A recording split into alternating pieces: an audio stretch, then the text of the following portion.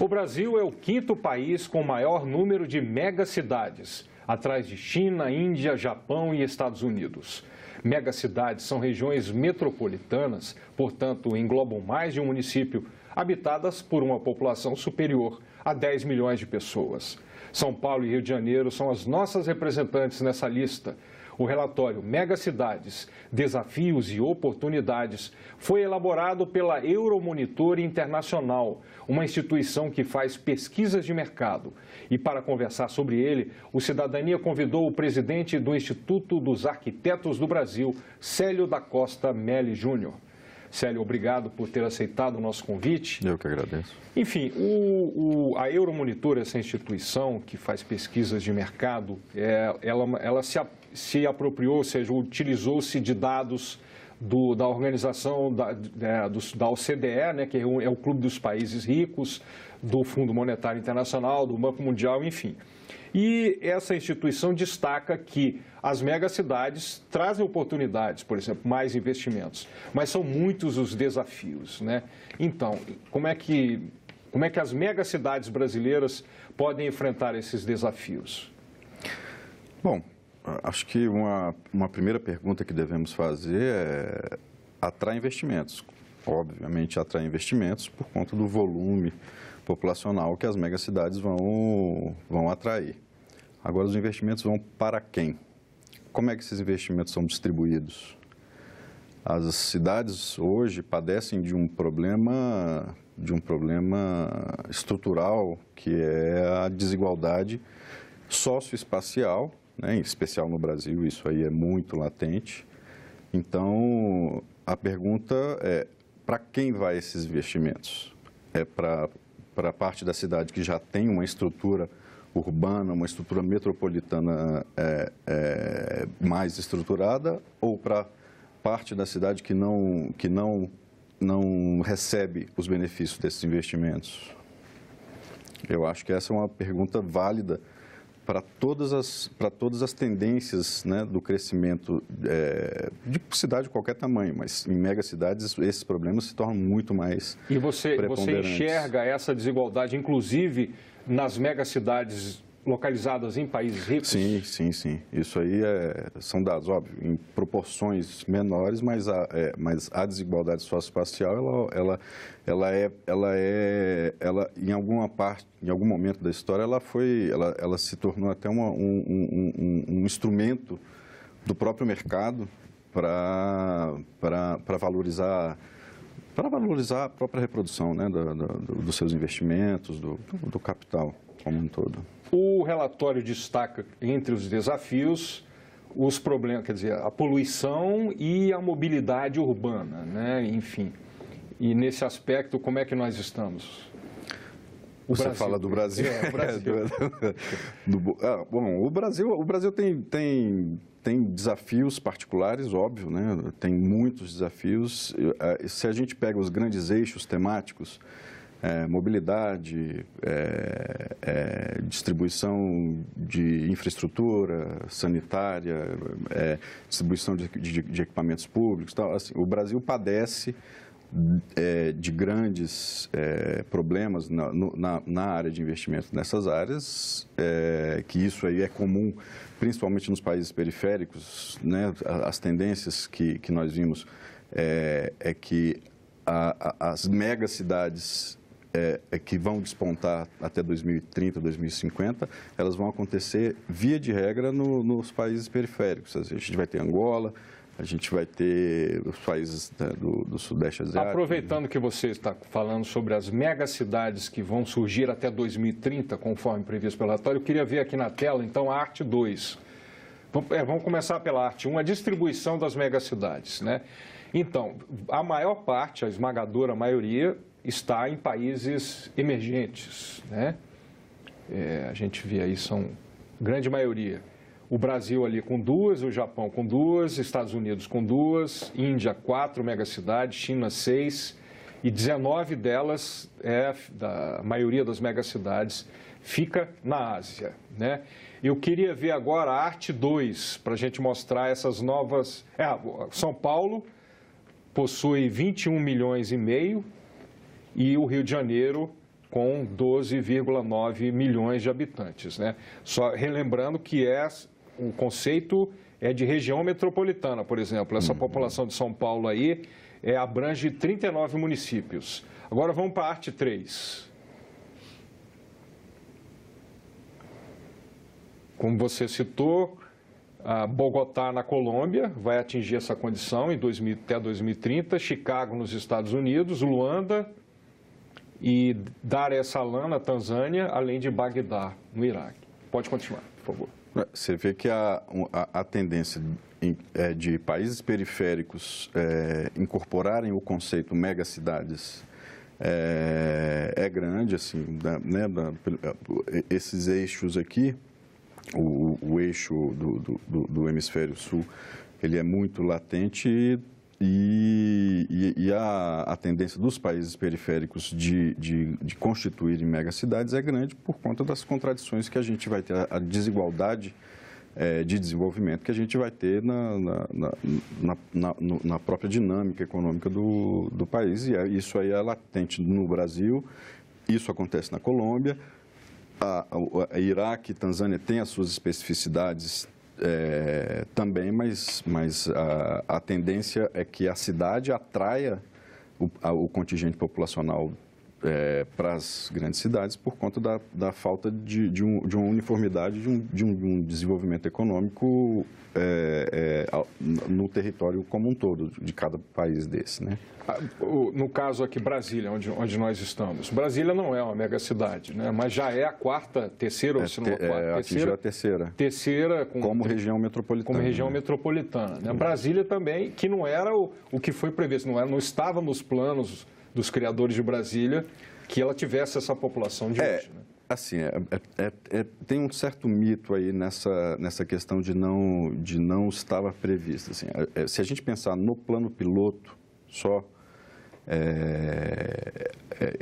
essa questão de até o ano 2000, eu ouvia muito isso até quando eu estava na faculdade. O ano 2000 era 500 mil habitantes. 500 mil habitantes. Hoje estamos em 2018 e o plano piloto ele tem 300 e poucos mil habitantes. Então, assim, o que aconteceu? Inevitavelmente isso estava previsto. A interiorização da capital como forma de um planejamento regional e nacional para a interiorização do país como um todo, inevitavelmente isso traria, e isso estava previsto no planejamento para a implantação da capital no país, só que como o plano piloto tem a sua força simbólica e cultural para o país como um todo mundo concentra os olhares apenas no plano piloto, mas não é bem assim que funciona. Já na construção da capital, sendo previsto ou não, várias cidades, hoje chamadas cidades satélites, mas isso é uma tendência de mudança, já surgiram, né? A gente, Ceilândia, Taguatinga, Gama já também existia, Núcleo Bandeirante, assim, por uma razão ou outra, essas cidades naturalmente surgiram, assim, há várias teses em relação a quem construiu a capital não imaginava que os pioneiros, os candangos, fossem querer ficar na capital. Aí houve todo um processo de retirada deles do plano piloto para levar para cidades mais distantes.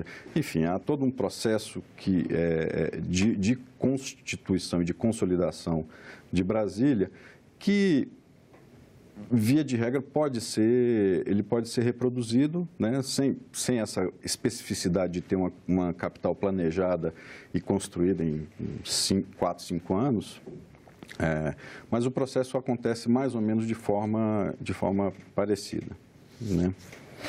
Então, agora, voltando à questão das megacidades, né, soluções habitacionais para uma megacidade. Bom, não há a receita, né? Não há uma solução. E não há uma receita, assim. Só voltando um pouco no tema de Brasília, ser a terceira, né? Atingir a terceira. Assim, hoje nós temos na região metropolitana de Brasília, dependendo do estudo, até 7 milhões. Eu li um texto um pouco mais generoso, que chegou a 11 milhões de habitantes na região metropolitana. Por quê? Porque, em sendo capital, Brasília possui uma infraestrutura de bens e equipamentos públicos mais desenvolvida, né? Aí entra naquele ciclo assim, de quem vem primeiro, o ovo ou a galinha. Brasília possui... Você pega até municípios de Goiás, de Minas e da Bahia Barreiras que precisam serviços de saúde. Dos serviços de saúde, os serviços de educação, enfim, toda aquela órbita, né, que em diferentes graus ela se afasta ou não. Agora, solução habitacional. Solução habitacional ela é complexa. Agora, nenhuma delas... Nenhum arcabouço de soluções planejado vai poder fugir de uma coisa que é a concentração fundiária, a concentração de imóveis, de bens, de propriedades na mão de poucos, né? Isso é hoje dos maiores gargalos que se tem nas políticas habitacionais. Isso eu posso dizer com segurança que no mundo todo. A partir do momento em que se não discute, esse debate não é feito, a sociedade pactuar uma saída para a questão da concentração da terra. E da terra, eu falo assim, não só a terra, mas assim, rural, das propriedades. Solo urbano também, né? Na mão de uma parcela muito pequena da população que usa... de acordo com a dinâmica do capitalismo, ela usa isso ao seu bel prazer. Então, qualquer solução que se imagine hoje para uma questão da solução habitacional tem que passar inevitavelmente por esse debate, por essa pauta. Tá. E a verticalização, ela é um caminho inevitável, então, diante desse panorama de megacidades, ou ela agrava o problema? A questão da verticalização, ela não é uma solução em si, né? Ela é uma solução dentre várias outras. Assim, hoje, o urbanismo ele tem como um dos nortes a serem seguidos a questão do adensamento, né? O planejamento das cidades de forma a se otimizar e racionalizar o uso de infraestruturas, de bens públicos, de equipamentos públicos, de mobilidade, de forma que os impactos, tanto ao meio ambiente, que é uma agenda que foi vitoriosa até hoje, ela pauta muito o planejamento urbano, apesar dos problemas que nós temos, e também dos investimentos de recursos materiais para a construção. Então, assim, o adensamento, que pressupõe também uma verticalização, espaços públicos otimizados, ele vem como uma tendência para que o crescimento das cidades, a gente consiga equalizar a questão do contingente, de abrigar o contingente populacional, sem precisar fazer o que, via de regra, acontece, o que a gente chama de espraiamento. A cidade crescer horizontalmente, aí derrubando florestas, acabando com recursos hídricos. Então, assim, a verticalização, ela é uma solução, só que ela não pode ser considerada como única solução, né? Ela tem um limite, né? Assim, o limite de infraestrutura, o limite, enfim, são vários outros condicionantes que têm que ser considerados, mas ela é uma das soluções no receituário que tem que ser considerada. Agora, no caso das cidades brasileiras, né, aí você pode falar tanto as nossas megacidades quanto as outras regiões metropolitanas do país que cresceram desordenadamente, né? Ainda há meios de corrigir essas distorções? Vamos raciocinar da seguinte forma. no começo do século XX, 85% da população brasileira era rural, ou seja, a gente tinha 15%. No final do século XX, isso se inverteu. Hoje, né, no início do século XXI, nós temos 85% da população brasileira essencialmente urbana. Só que o conceito de essencialmente urbana, até isso, ele foi se modificando aos poucos. Assim. Hoje nós temos cidades rurais com um nível, a economia voltada... Ou a força do agronegócio, do né? agronegócio, mas com um grau de urbanização, de urbanidade muito alto. Então, assim, esses conceitos, eles se misturam um pouco. É possível retroceder nisso? Não é possível, porque... Eu me referi assim, corrigir, por exemplo, São Paulo, que tem problemas crônicos de tráfego, né? Aqui em Brasília, nós temos uma vantagem que a maior parte das terras ainda é pública. Ou seja, não há necessidade de gastar. Entre aspas. Entre aspas. Eu sei. Vantagem entre aspas. Mas o governo, então, para implementar certas soluções, o gasto é menor porque não tem que desapropriar. Eu me refiro nesse Mas, de qualquer forma, o próprio governo virou um agente de mercado. Com todos os prós e contras que isso pode ter. Assim. Todo governo municipal e estadual gostaria de ter a condição que o Distrito Federal tem, que é boa. Assim, as terras públicas, para que o governo tenha a sua atuação para poder fazer essa modulação, essa regulação, é ótima.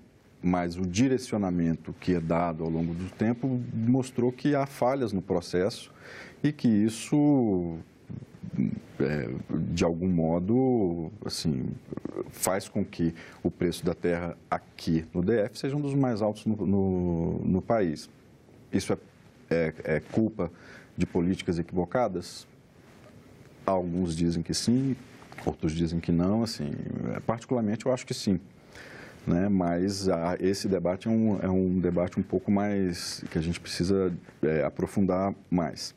É ótimo que o governo tenha essa possibilidade de fazer essa regulação, mas, na minha percepção, isso não pode ser discricionário de quem está ocupando, de quem é o dono da caneta. A regulação disso tem que estar mais próxima da sociedade, assim, a forma de gestão disso. Os problemas advindos do crescimento desordenado, imagina, em um século a gente inverter, né, a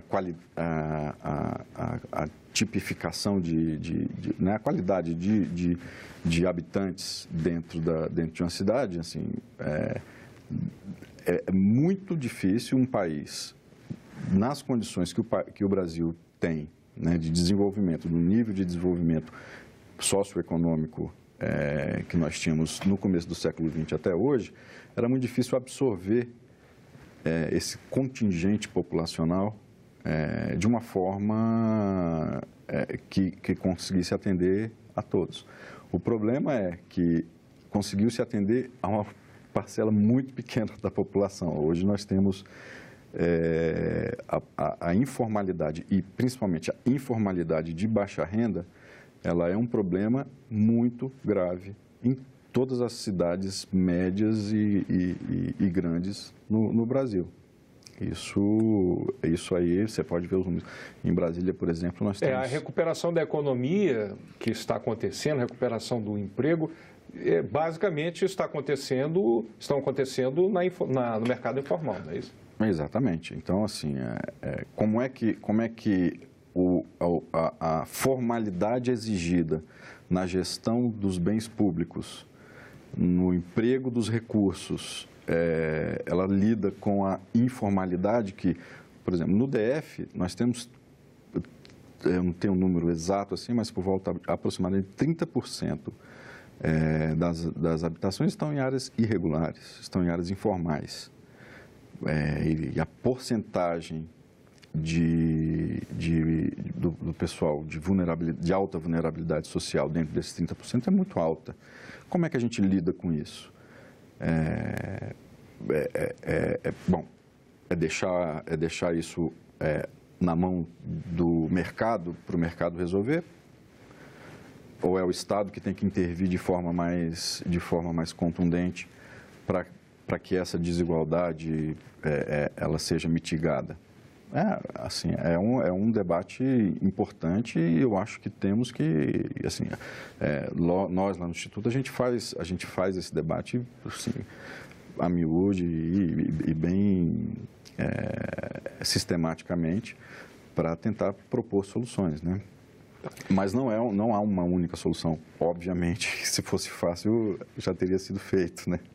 Eu vou te pedir licença para chamar aqui a Arte 4, eu quero chamar a atenção aqui, ó, que, de acordo com o relatório, Jakarta, capital da Indonésia, será a maior cidade do mundo em 2030, com 35,6 milhões, superando a primeira colocada hoje, que é Tóquio. Né? Tóquio, devido ao envelhecimento da população, Tóquio vai ser superado por Jakarta, né? E hoje, de acordo com o próprio relatório, Jakarta já tem o pior trânsito do mundo. Né? Isso, então, só tende a se agravar. Então, eu te pergunto, o futuro do mundo, devido à questão também do aquecimento global, é o futuro sem carro? Ou pelo menos com muito menos carros do que nós temos hoje? É o que se anuncia. É o que se anuncia e eu aposto bastante nisso. Assim. O planeta não vai suportar esse modelo de desenvolvimento, dizem que é padrão americano, não vai suportar. O planeta não vai suportar, não há assim, a China hoje já está tendo problemas gravíssimos em relação à poluição específica, né, de automóveis. Por mais que se descubra petróleo nos lugares do mundo, não essa matriz de deslocamento e de transporte, ela obrigatoriamente ela vai ter que sofrer uma alteração. Sem falar que o petróleo também é finito, né? Que um dia finito. É engraçado dizer, eu era pequenininho assim, não, o petróleo vai acabar em 30 anos, e nunca acabou, né? Mas uma hora vai acabar. De fato, assim, se há novas tecnologias menos poluentes, e elas já estão aparecendo, né? Enfim, mas nunca há uma solução única. Por exemplo, hoje a indústria está apostando muito nos carros elétricos. Ninguém questiona como vai se lidar caso, né, o carro elétrico vença, né, a batalha, né, das tecnologias. Como é que vão ser descartadas as baterias, que são um enorme problema ambiental? Se o modelo de grandes cidades, em que os deslocamentos são muito grandes, for baseado no transporte individual, isso vai ser um problema talvez até maior do que o que a gente tem hoje, né? Como é que a gente vai lidar com isso? Passa basicamente pela mudança de paradigmas até do consenso em que a sociedade tem que chegar. Assim, queremos esse modelo? Queremos deixar para os nossos filhos isso? Como é que a gente vai atuar? Hoje há muitas cidades que têm uma corrente de pensamento chamada desenvolvimento orientado ao transporte, que lida basicamente com isso, assim, na otimização, no adensamento, nas cidades chamadas cidades inteligentes, que são cidades mais compactas, em que os deslocamentos são menores, você faz boa parte dos seus deslocamentos a pé. Quando precisa de um deslocamento um pouco maior, você vai por transporte coletivo, em que há claramente eu não vou dizer um ataque, mas um combate ao uso do carro. Só para você ter uma ideia, assim, tem uma imagem que me é muito clara, assim. Hoje, numa cidade normal, assim, uma cidade tradicional, 70% do espaço público é ocupado por carro. Sendo que 70% da população, via de regra, aqui em Brasília funciona assim, mais ou menos 70% usa transporte coletivo.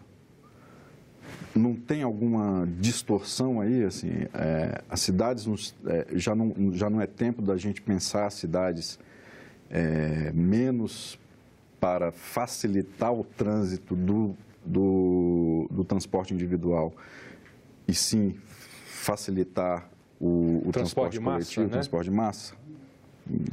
Assim, e quando é que isso vai acontecer? Há alguns exemplos? Assim, mas eles ainda são incipientes ante ao paradigma que a gente tem de planejamento, que é orientar não mais o espaço público para o pedestre, para quem utiliza o espaço público, mas para o carro circular de forma mais racional, mais fácil, né? Então, assim, esse é um grande desafio que a gente vai ter em megacidades. Isso aí vai ser potencializado de uma forma inimaginável, né? Célio, quero agradecer a sua presença aqui. Infelizmente, o programa chegou ao fim, o tempo é curto, mas esperamos contar com a sua presença e outras oportunidades aqui no Cidadania. Muito obrigado. Se você quiser rever, baixar ou repassar o link desse programa, é só visitar nossa página na internet, no endereço senado.leg.br/TV ou então o canal da TV Senado no YouTube. E se você quiser fazer algum comentário, crítica ou sugestão, você pode telefonar para 0800 61 2211. Obrigado pela atenção e até o próximo Cidadania.